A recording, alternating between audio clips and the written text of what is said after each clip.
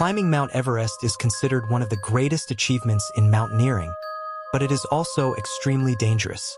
Mount Everest is located in the Himalayas on the border between Nepal and China, standing at about 8,848 meters above sea level.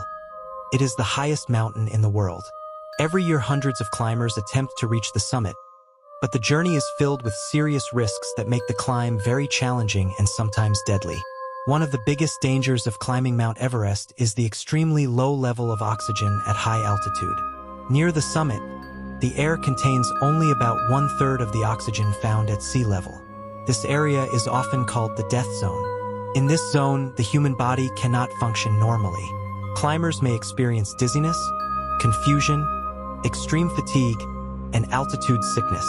Many climbers need oxygen tanks to survive in this environment. Another major danger is the extreme weather conditions.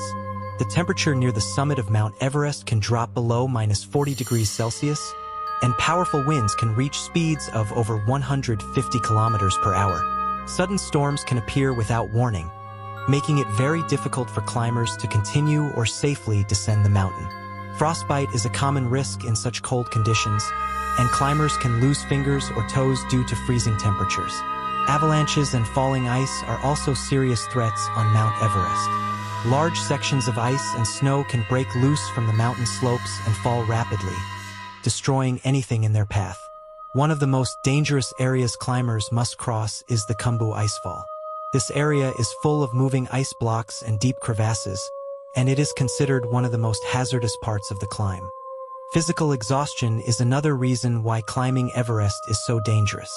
The climb takes several weeks and requires climbers to carry heavy equipment while moving through steep and icy terrain. Lack of sleep, freezing temperatures, and thin air make the journey extremely exhausting.